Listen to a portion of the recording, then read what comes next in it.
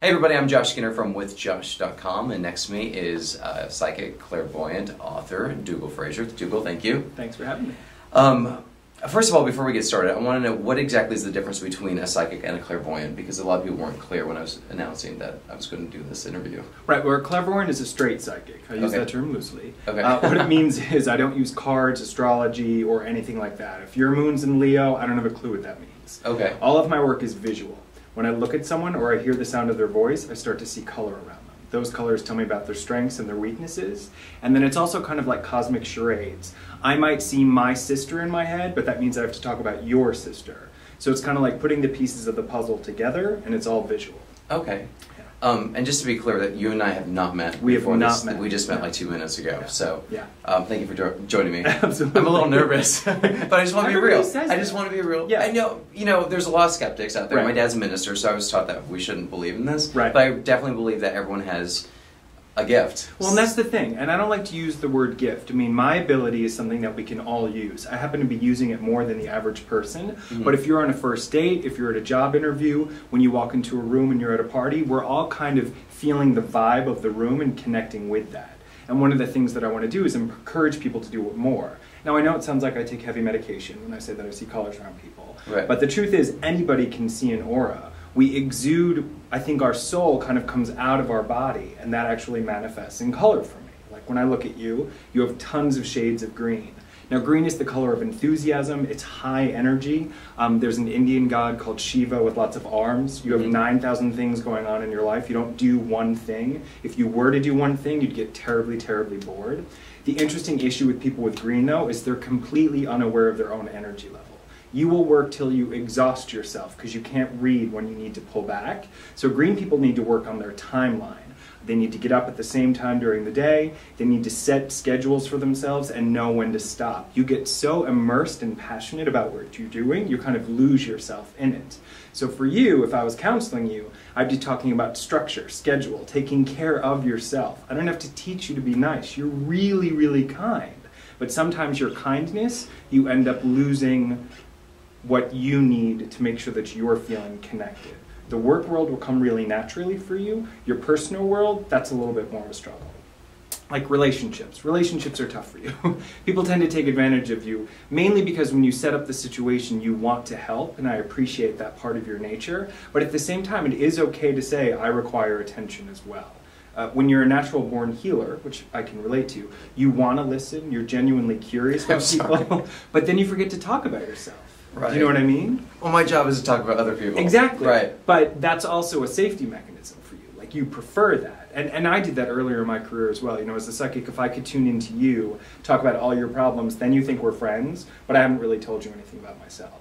So part of my work is talking about the struggle with being honest about what my weaknesses are as well. No, I'm sorry. Okay. You also have food allergies as well. That's a whole other thing. Oh, I have food allergies? Yeah. A lot of people with green have a very sensitive system, so they have to look at how they're feeling during the day, what foods make them feel connected and clean, and what foods make them feel kind of foggy. There are certain days where you don't understand why you're not feeling clear, and most of it's connected to food. Tell me how you first found out that you were a psychic. Okay. Well, I was always interested in New Age things. My parents used to say that by the time I could speak, I would talk about seeing color around people, and I'd talk about hearing voices. So my mom thought that I was like the second coming, and my dad sent me to therapy immediately. So I had a very good balance. Because your dad's a Republican. Exactly. Yeah, I read about that. I read the book. Pick up the book. Okay, there you go. Yes, he is, sadly. But he's still a good guy. So he wanted me to go to a doctor, and he kind of thought it was freaky, and my mom really encouraged it and was the kind of woman that would kind of walk around with a crystal in her handbag and got a reading like once a year.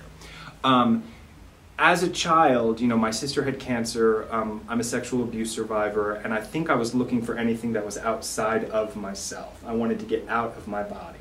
So I started gaining weight, I was meditating too much, I was trying to channel, I was searching for something. And I became really good at picking up on other people's emotions.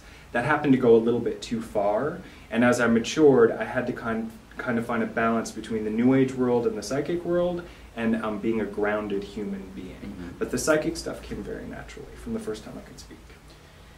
Now, when you say that you're seeing colors, like with me right now, you're seeing green, like, and a little bit of blue. And a little bit of blue. Yeah. Okay, so Are they behind me? They're literally around you. The soul body is 6 feet in diameter. And Okay. this is where I sound kind of like a gypsy. Okay. But the soul body is 6 feet in diameter. So physically, we're right about here, but we exude beyond that. That's why you hear that, like, that's your dance space, that's my dance space. Right. Some people you don't mind being close to you, and other people when they get close to you just get a weird feeling. But is it like fuzzy? Is it like fog? No, it's very, very clear. I teach workshops where I teach people to see color in under 15 minutes, and we sit and you look at each other because everyone's really interested in that. And I think human beings assign interesting emotions to color. We say, are you feeling blue? I'm so mad I could see red. The minute you're born, if you're a boy, your room's blue, your room's pink if you're a girl. Like, but how do you know that what those colors mean? Like you said, I'm green and a little bit of blue. So right, well, I had to practice. So in the beginning, it would take me 15 minutes to just go, you have green around you. Okay. And then that would be it. Not a great reading. So what I had to figure out was, when you had green, are you happy, are you mad, you sad, you glad? And I started to take kind of stock in what kind of personality traits were around that person.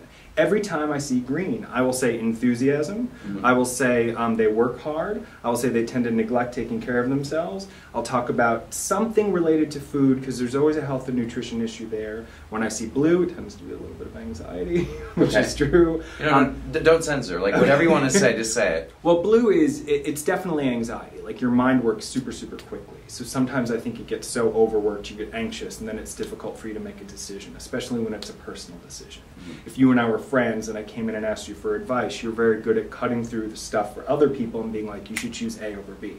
For yourself, though, you weigh it out, you back and forth, and you can drive yourself crazy, which you have to be careful with. So that's a typical thing with blue. The darker the blue, the more, because you only have a little bit of it, it means it's going on right now. But it was like I had to survey or interview people to understand the characteristics of each color. What do you say to those people who say that they are skeptics and that it's all about a form of manipulation? You should be skeptical. And personally, I don't care. I'm not here to prove whether or not you think that I'm psychic. My journey in life is about helping people understand who they are at a deeper level. I happen to define that with the word psychic and clairvoyance. I also do cosmic coaching. I could have become a minister. I could have become a guidance counselor at a school. I could have become a shrink. But what I love to do is connect with people. If you happen to feel connected to my work and it works for you, that's great. But my true belief is you could take 10 scientists that believe in psychic phenomena, and they would say 100% he is for real. You could take another 10 scientists that do not believe, and they could find the same stuff. Well, explain what a cosmic coach is, because... Well, a cosmic coach it's a term that someone had coined for me, because I like to use everything from feng shui to numerology to light therapy to, I specifically chose this color today to wear because I was a little bit tired. Purple invokes a higher sense of self. It's the color of destiny. It helps me access more, intuitive abilities. So I use color in every part of my life. So cosmic coaching is, if someone comes to me and let's say they need to date more, they want to get a new job, we set goals for them and then I hold them accountable. A lot of people say they want to change their lives and then they don't do anything. It's just like life coaching. Exactly, yeah. I just use spiritual modalities. How do you think people can improve their lives? I think the best way to improve your life is meditation. I believe strongly in prayer. I believe strongly in projecting what you want to create in your life. And a lot of people walk around asking God or the universe for stuff, but very few people take the time to get quiet and listen for the answer. And I don't believe this thing that God speaks in quiet whispers. I don't have that kind of time. So I separate a moment every day that I can get as clear as possible to connect with what am I here to do today. How do you do that, though? It's through meditation. Visual.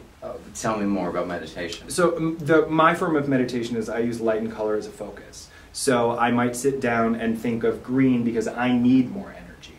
I might think of purple because I need to have this more sense of power, sense of self. I might think of red because that's the emotional color. I might think of orange because that's the color of balance. Whatever it is, that's my form of meditation. I pick one color. Whenever in doubt, you always go with white. White's clarity. It's we consider it the Christ light, or whatever term you want to use. Are you religious, or? I mean, I don't have one religion that I adhere to. My partner is Jewish, so we celebrate all the Jewish holidays. I've got Buddhas. Looks like Buddha threw up in my house. And there are certain aspects of Christianity that I enjoy. But for me, I pull the truth that I see from every religion and I make my own. Because my relationship with God is between me and God. But anyway, so any color that I focus on, and then I just sit in silence for like 15 to 20 minutes and connect. That's it.